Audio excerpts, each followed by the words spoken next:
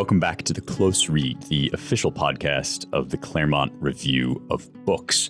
I'm Spencer Clavin, associate editor of the CRB, and each time we put out a new issue, I get to chat with a few authors about their pieces, the themes that those pieces raise, and anything that's been going on in the news that sort of moved the ball forward since the issue was published. We are still diving into the summer 2021 issue, and I am joined today by senior editor of the Claremont Review of Books, William Voegeli. He's a regular feature, of course, of CRB issues, but a first-time guest on the podcast. Bill, it's great to have you on. Thanks for joining us. Pleasure to be with you. So this is a really thorough and quite insightful analysis, both of the recent sort of crime spike, which dates not just to the election of Joe Biden, but crime has been creeping up, as you say. And you note that the best way to kind of measure this, the least imperfect way to measure this, is the homicide rate or the murder and non-negligent manslaughter rate. So you take us through the rise in that rate as of late. And then really the meat of the essay is about democratic politics and how the Democrat Party is going to be able or unable to maneuver going forward. It seems as if one major takeaway for me from this essay is that they've maneuvered themselves essentially into a rhetorically impossible position, because the attitude dating from at least the progressive era is that this kind of Rousseauian account holds good of crime. It's mostly society's fault or entirely society's fault if somebody commits a crime. And yet, as you note, nobody likes crime. Nobody wants it to happen. And so it's impossible to run on a platform of, yes, more crime, please. Let me read a chunk of this essay, and then I will turn it over to you. You write, "The politics of the crime issue in the 2020s will be determined by several factors, none of which we can yet know with confidence. The most important is the prevalence of crime itself. Perhaps the 11% increase in the homicide rate from 2014 to 2019 and the acceleration of that trend over the past 2 years will prove to be a temporary anomaly. If crime recedes as a phenomenon, it will eventually recede as an issue, reducing Democrats' electoral vulnerabilities and Republicans' advantages. If, however, crime rates continue to rise, it will ultimately become clear that the anomaly was the period of increasing safety that began in the early 1990s, before criminality began reverting to higher levels in recent years. In that case, the question will be how the politics of public safety plays out. One possibility is that Democrats find themselves on the defensive again. The great crime wave from 1960 to 1990 was the crucial trauma in recent American life and explains much else that happened in the same period, the New Yorker's Adam Gopnik wrote in 2012. Perhaps, however, rising crime will elicit a different political response than it did 40 or 50 years ago. This will prove to be the case if such anti-crime measures as, quote, mass incarceration, unquote, which became politically vulnerable when crime was relatively low, remain unpopular as it increases. In 2018, for example, a Republican president signed into law a bill supported by all congressional Democrats and most Republicans, the First Step Act. It reduced mandatory minimum sentences for nonviolent drug offenses, reduced the mandatory minimum sentences for those convicted 3 times of federal narcotics crimes, and gave federal judges more discretion to abbreviate prison sentences. If this lenient disposition withstands declining public safety, then attitudes different from those that prevailed in the 1970s and 80s will have reset the moral and social calculus about the harm caused by crime, weighed against the harm caused by aggressive government policies to reduce crime." In the weeks since you published this essay, Bill, and as of this recording fairly recently, although it will be old news by the time people listen to this, the Democratic representative from Missouri, Cori Bush, made headlines by full-throatedly endorsing her position of having public security. She says, if I end up spending $200,000, if I spend $10 more on it, you know what? I get to be here to do the work. But defunding the police has to happen. Meaning I'm going to pay hundreds of thousands of dollars for public security, but we're going to defund the police. This strikes me as at least as one option of the kind that you outline in this essay. That is the full bore option, banking on the willingness of the public to accept higher crime rates. As of right now, do you see that being the gamble that the Democrat Party writ large is going to take? Or do you think that the concerns you raise here are weighing with them in other areas that are maybe less aggressive than the squad? Well, I think that in a country of 330 million people and a two-party system, and that country is not only big, but diverse in very many ways, geographically, economically, in terms of religion, in terms of ethnicity, it necessarily winds up being the case that each of the two major political parties is a sort of an ungainly coalition and is constantly engaged in the process of trying to solidify that coalition, expand it, to react to every political challenge and question by saying, well, what can we do here that affects a net gain in the number of people who vote for us and avoids a net loss? So the Democratic coalition, the one that elected Joe Biden in 2020, for example, is a coalition that includes large numbers of people who live in our biggest cities. And increasingly, it includes middle class to upper middle class suburbs outside those cities.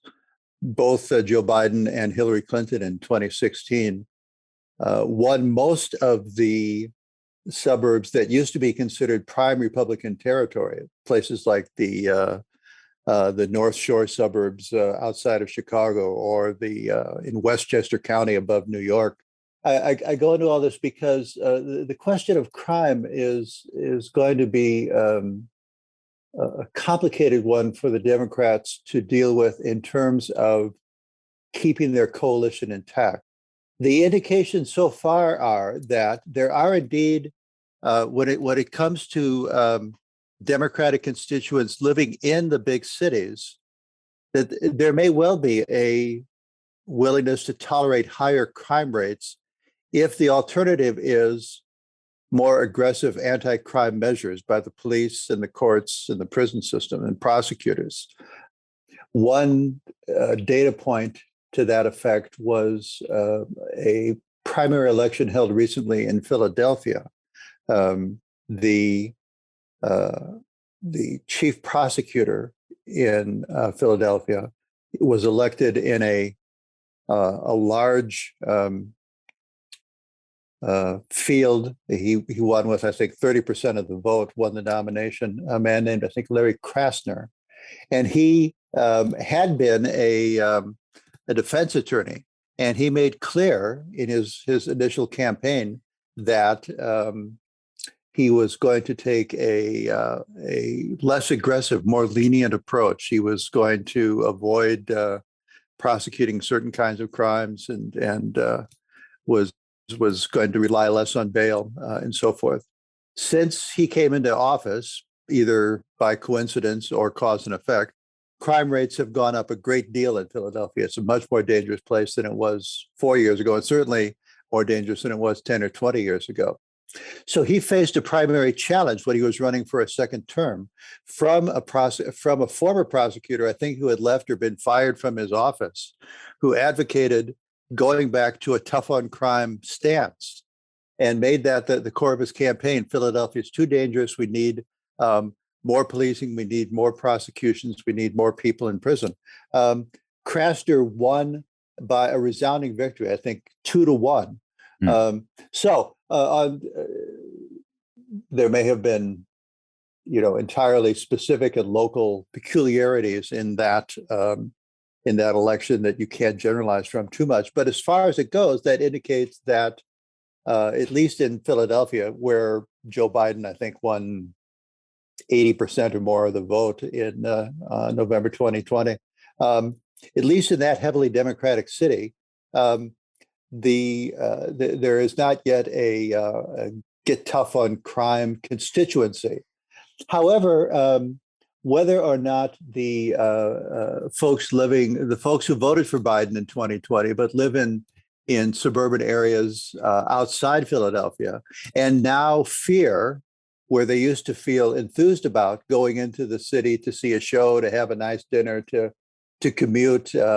If these things have all become sources of great apprehension, then it could be that by the midterm elections in November 2022, we will see Democratic representatives on the defensive if they're trying to Democratic state legislators and such on the defensive if they're trying to hold on to seats won in such districts.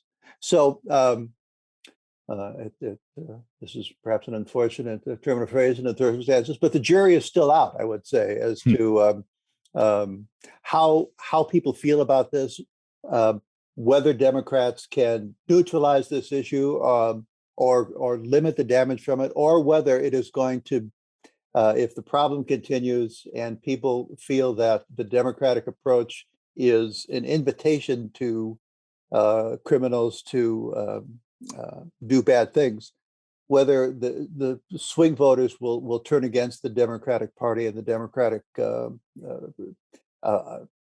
exit from the Democratic coalition. There's another pending data point, I think, not unlike the one in Philadelphia, and that's the upcoming recall election for George Gascon, district attorney of Los Angeles County. And I think you're right that it will turn on this weirdly kind of inverted dynamic within the Democratic coalition. And I call it inverted because, as a rhetorical flourish, being lenient on crime is kind of packaged by Democrats as a racial justice issue, something that will alleviate racial problems or will be fairer to Black people.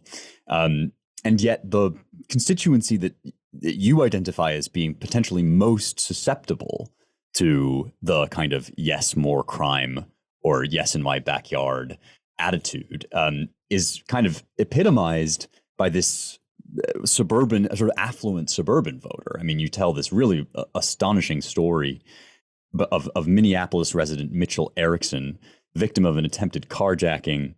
And then this is you. According to the New York Times, Erickson said later he would not cooperate with prosecutors in a case against the boys, having come to realize that if there was anything he wanted, it was to offer them help.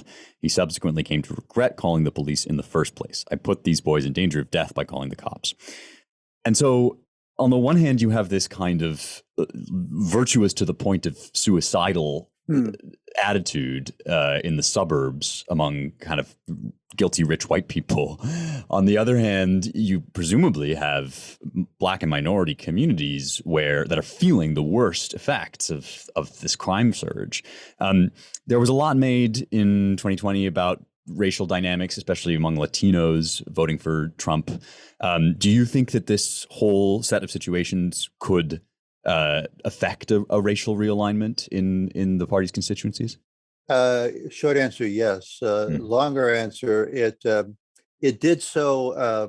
The crime wave that started in the early 1960s and didn't really begin to subside until the early 1990s also affected a realignment. As you quoted you quoted me quoting Adam Gopnik, talking about the profound political impact of the increase in crime. And that was certainly, I think, the big reason why what used to be called Reagan Democrats became Republicans. It was crime more than anything else that caused, if you think of New York, for example, the outer borough working class voter who had been sort of FDR Democrats, who had felt that their main allegiance was to the party of the working man, the party of the Wagner Act. These people came to feel that this Democratic Party, the Democratic Party of the 60s and 70s and 80s, no longer had their best interests at heart and no longer cared about making government work for them. And so this was an important political switch. It's conceivable that something of the same sort could happen again. Um, and many eyes now are on the Hispanic vote, Right. which Donald Trump, despite his the political impact of the immigration issue, for many other reasons, Trump in 16 and more emphatically in 2020 put into play a group that a constituency that Democrats had considered had claimed as theirs and thought they didn't have to worry about too much. You mentioned the possibility of a recall election for the Los Angeles County District Attorney George Gascon. He narrowly defeated the incumbent, and Gascon ran on an an agenda that was similar to Krasner's in Philadelphia, calling for less reliance on bail, not prosecuting certain crimes. There are actually two recall elections on the horizon, one for Gascon in Los Angeles, one for the recently elected chief prosecutor in San Francisco, Chesa Boudin. What's interesting, among the interesting things there is that San Francisco is the only county in California that is entirely defined by the city. That is, San Francisco County and San Francisco City are different names for the same entity. There is no suburban vote affecting the San Francisco election. In that sense, I think it may be more similar to what we saw in Philadelphia.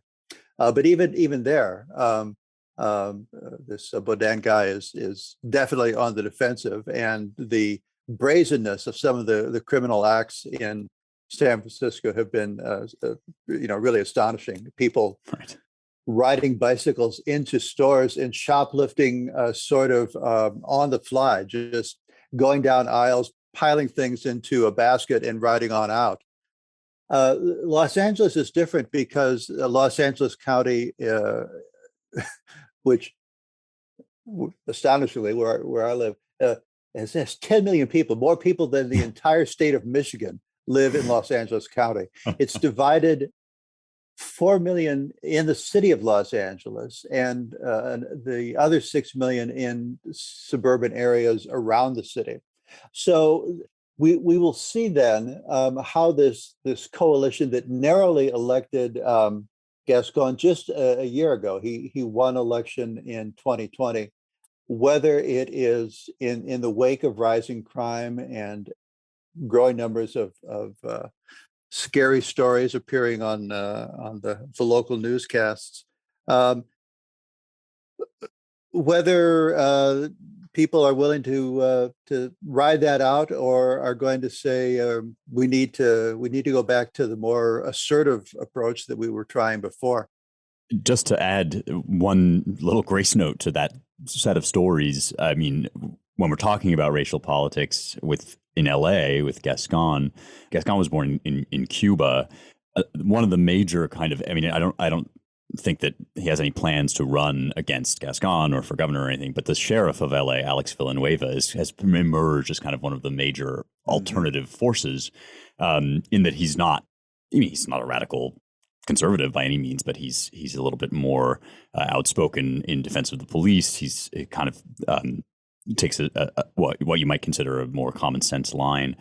And so in some ways, this kind of represents two different visions for Latinos, for non-white people in general, about how they're going to regard crime and what their model should be for going forward. And that brings me, I think, to the other question that I really wanted to ask, since it's raised by the Democrat quandaries that you elucidate in this essay. And that is, what would a smart Republican strategy be in relationship to all of this? I mean, on the one hand, you don't want to adopt a policy, I assume, a platform that says, strides into the inner cities and says, we're going to arrest you all. We're going to arrest more of you. On the other hand, it seems like being tough on crime might get popular again.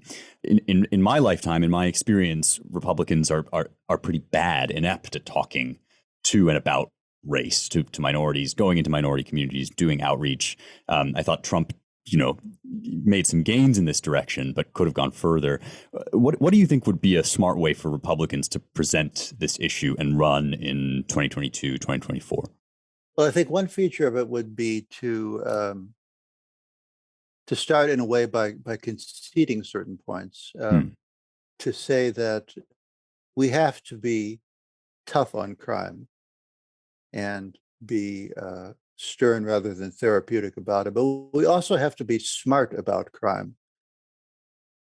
And therefore realize that however many prison cells and prosecutor hours and other anti-crime resources are at our disposal, it's going to be a finite number. And so we have to craft policies that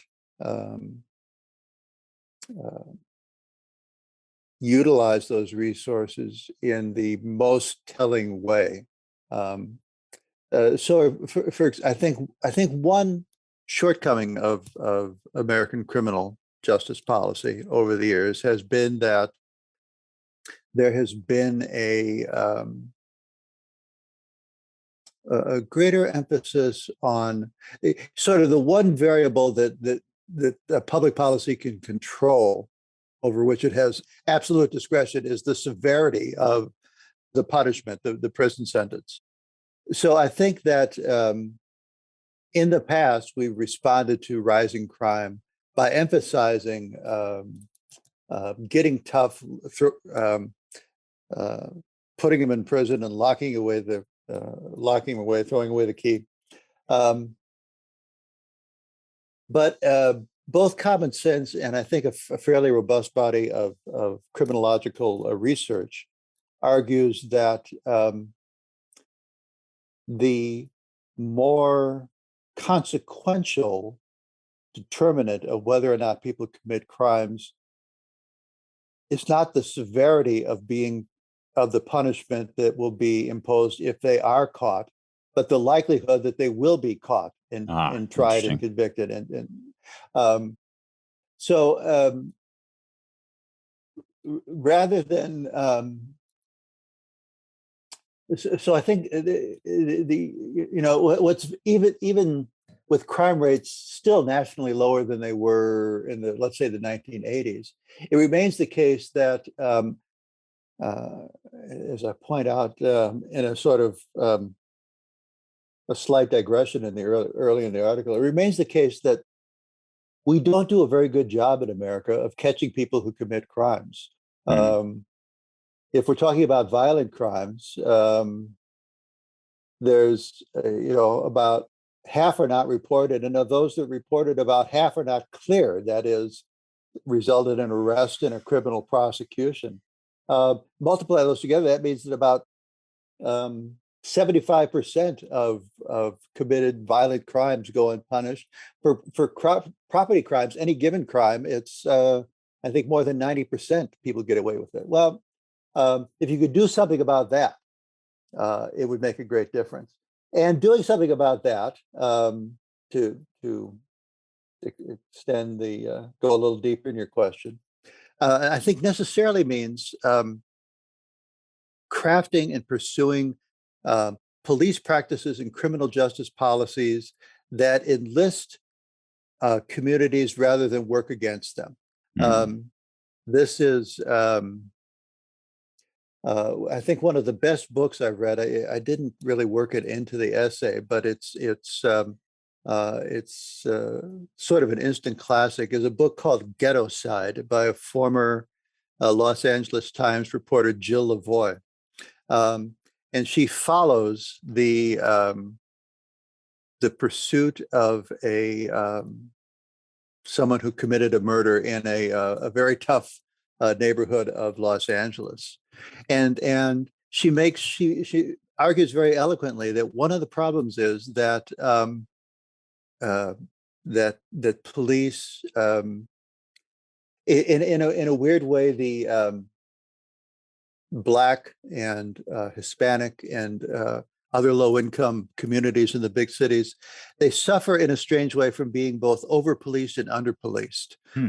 That is, a lot of people feel that the police are around and just hassle people, and for no good reason you can get into trouble. But they also feel that if something really dreadful happens, the police do not pursue as thoroughly and aggressively and as comprehensively the finding suspects and securing evidence and taking a prosecutable case to the district attorney's office as they would in an affluent community.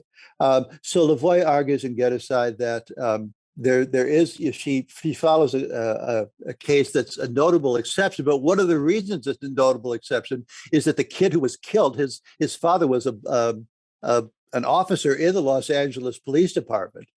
So resources were diverted to that would not have been used in other circumstances. So it's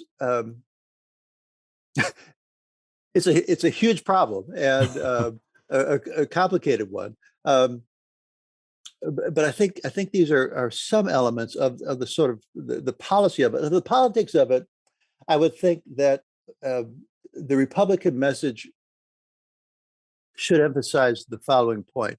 Reasonable people can disagree about how to fight and reduce crime.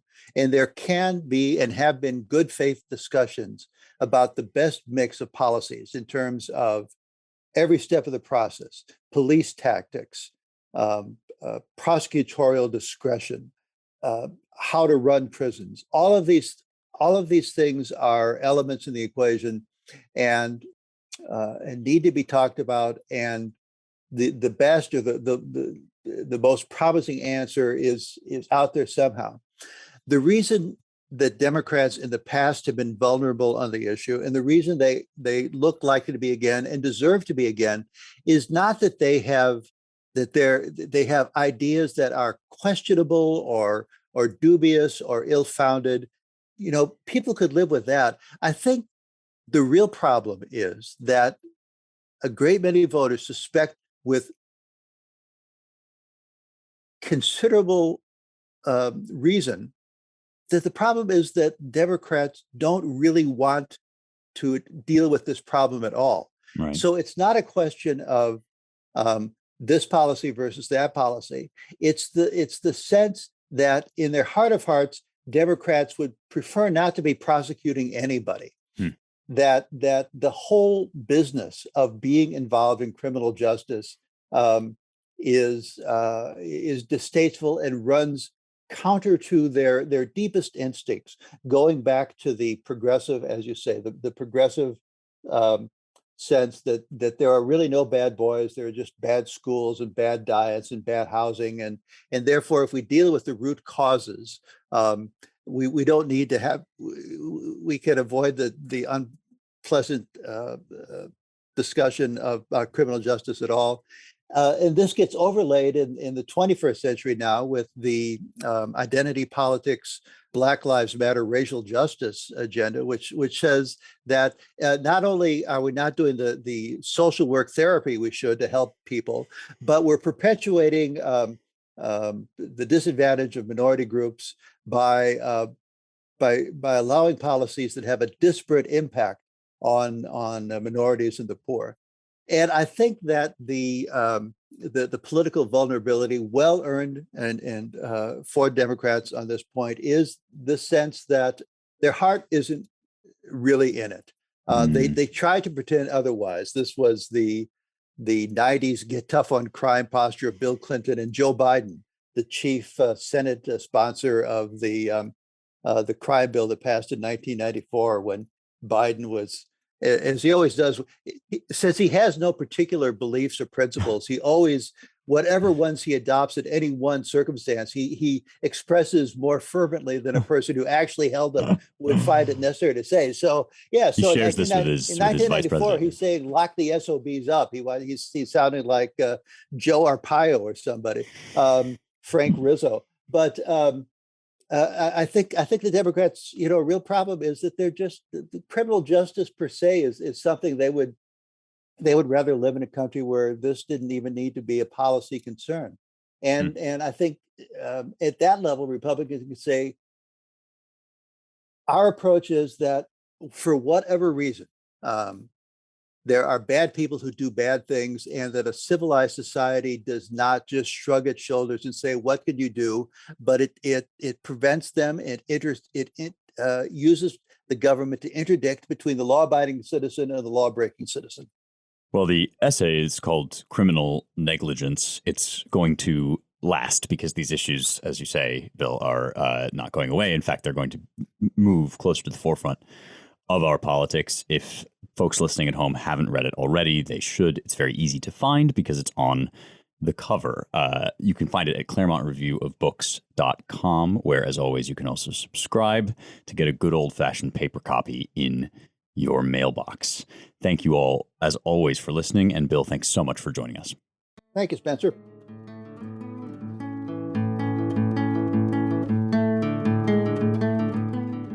Thanks for listening to this episode of The Close Read, a Claremont Review of Books podcast and a production of the Claremont Institute. Our publisher is Ryan Williams. Our producer is Jake Gannon, and I'm your host, Spencer Clavin.